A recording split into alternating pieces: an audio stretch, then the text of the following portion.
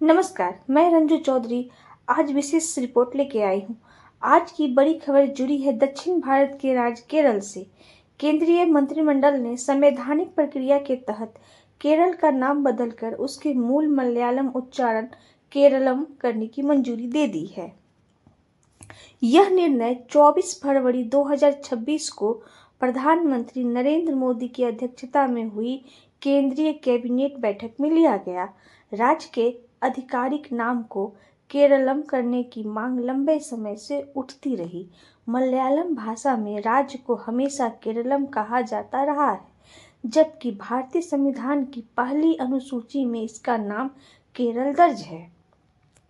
24 जून 2024 को केरल विधानसभा ने सर्वसम्मति से एक प्रस्ताव पारित करके केंद्र सरकार से राज्य का नाम आधिकारिक रूप से केरलम करने की अनुशंसा की थी।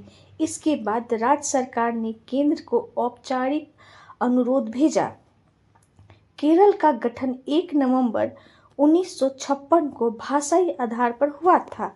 यह पुनर्गठन राज्यों के पुनर्गठन अधिनियम 1956 के तहत किया गया था, जिसमें मलयालम भाषी क्षेत्रों को मिलाकर वर्तमान राज्य का निर्माण हुआ।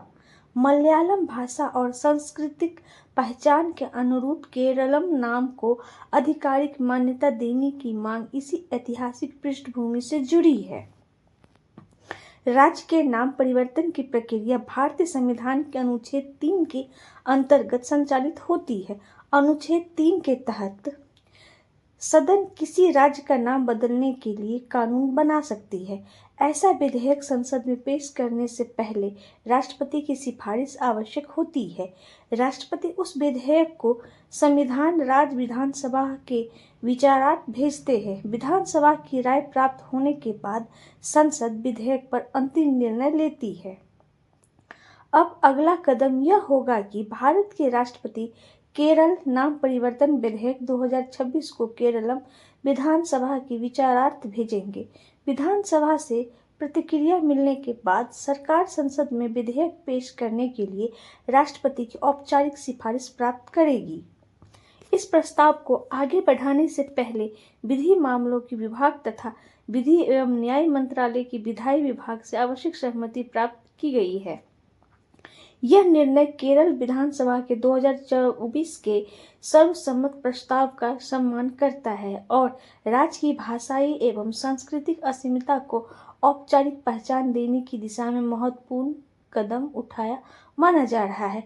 यदि संसद में केरल नाम परिवर्तन विधेयक 2026 पारित हो जाता है, तो संविधान की पहली अनुसूची में संशोधन कर राज्य का नाम आधिकारिक रूप से केरलम दर्ज किया जाएगा।